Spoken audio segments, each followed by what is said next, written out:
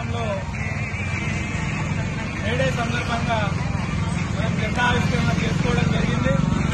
ఈ మేడే కార్యక్రమానికి చేసినటువంటి కార్మికులకు అందరికీ కూడా మరొకసారి మేడే శుభాకాంక్షలు తెలియజేస్తూ, ఈ మేడే అనేది కార్మికుల ఐక్యత దినోత్సవాన్ని మనం జరుపుకుంటా ఉన్నాం.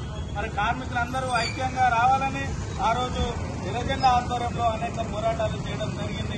మరి 1886లో అమెరికా దేశంలోని చికాగో పట్టణంలో జరుగుతున్నటువంటి కార్మిక సమ్మెలో కార్మికులపై ఆ రోజు ఉన్నటువంటి ప్రభుత్వము కాల్పులు జరిపి 8 మంది కార్మికుల ప్రాణాలు పొట్టలో పెట్టుకున్నది. మరి ఆ రోజు వారి నెత్తుడి మరకలతోటి తడిసినటువంటి వారి గుడ్డలతోటే ఎర్రజెండా ఎగురవేసి మన కార్మికుల ఐక్యత దినోత్సవాన్ని చాటి చెప్పినటువంటి అమరవీరులు ఆ రోజు 8 మంది.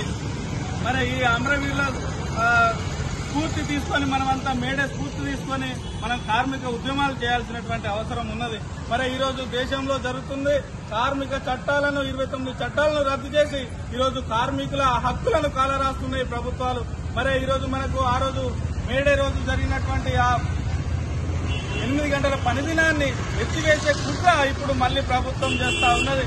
అట్లాగే సంఘం పెట్టుకునే హక్కును కాలరాసే కుట్రను కేంద్ర ప్రభుత్వం చేస్తా ఉన్నది. అట్లాగే అనేక కార్మిక హక్కులను చట్టాలన్నింటినీ నిర్వీర్యం చేస్తూ 4 లేబర్ కోడ్లను కూడా తీసుకొచ్చింది.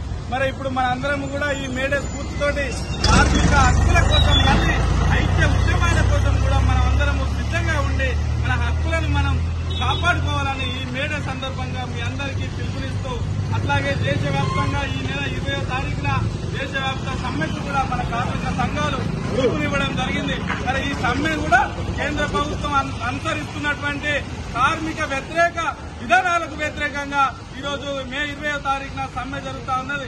ఆ సమ్మెను కూడా ఈ మేడే స్ఫూర్తి తీసుకొని సమ్మెను విజయవంతం చేసి కార్మిక హక్కులను కార్మిక చట్టాలను కాపాడుతున్నామని ఈ సందర్భంగా మీ అందరికీ కూడా పిలుపునివ్వడం జరుగుతా ఉన్నది.